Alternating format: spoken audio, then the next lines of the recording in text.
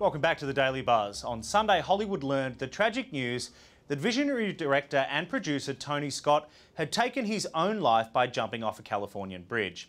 He directed Tom Cruise in Top Gun and Denzel Washington in Unstoppable, and he was also the producer behind the TV hit The Good Wives. So, as you can imagine, there are many stars today nursing broken hearts. Well, joining us now on the line is the reporter who actually broke this story, Art Marroquin from the Daily Breeze, and Hollywood Reporter's film critic and a member of the Los Angeles Film Critics Association, Todd Gilchrist. First to you, Art.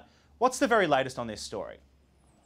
Well, all we know right now is that the Los Angeles County coroner is conducting the autopsy this afternoon. They said they might not have the results today, and the autopsy will include an investigation into whether he indeed had brain cancer.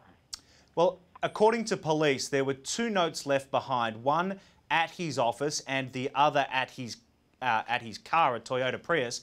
Any word, Art, what was contained in those notes?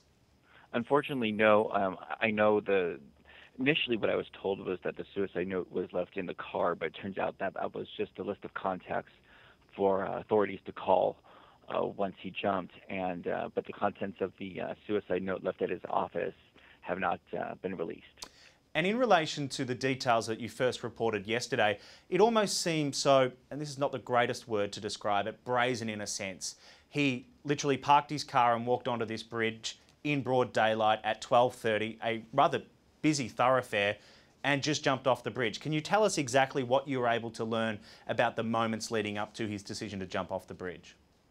Well, witnesses told police that it's exactly how you described it. He drove right to the middle of the bridge, which at its greatest height is 185 feet up above the Port of Los Angeles main channel.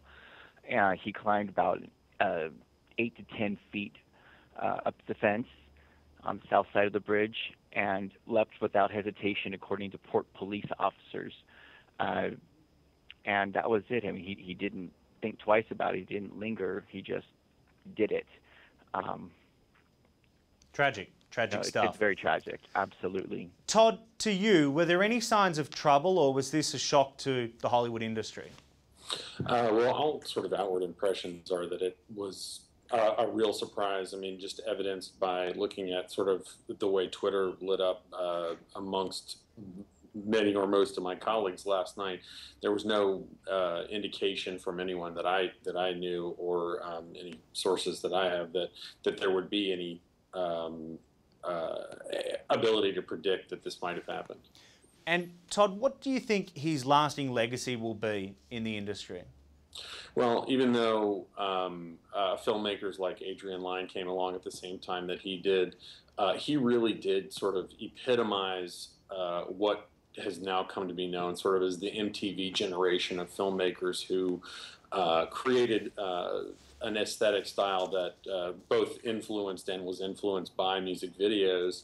But I think that his ability to create really incredible populist entertainment that actually had this really remarkable artistic edge to it, I think is what is going to stay behind. I mean, people who have been talking about him since yesterday have been just talking about which of his movies are their favorites, and talking about the different variety of films that they loved and the reasons that they loved them. But all of them basically had sort of, even though it wasn't a purely unified style, they definitely all had a style, which is what lingered so much with virtually everyone who was a fan of his films. And we're seeing pictures there of perhaps his most famous film, Top Gun. In recent months, there were reports that he was going to re-team with Tom Cruise for Top Gun 2.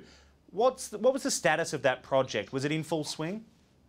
Well, he had definitely been talking, as you said, with Tom Cruise. And I know that there had been some discussion even as far back as when he did press for Unstoppable, talking about how there was a completely different generation that he could explore and still sort of function within that world. I'm not sure exactly how far along that went, but I know that that was something that he was very passionate about, and he spoke frequently about, even a year or two ago, about really wanting to pursue that. All right. Tragic story indeed, and Hollywood certainly numb with this news overnight. Thank you, Duarte and Todd, very much for helping us understand this really sad story. We appreciate your time. And for all the latest news about this tragic suicide of Tony Scott, be sure to stay with the website celebbuzz.com. Coming up after the break, we'll be talking Real Housewives with Joseph Kapsch.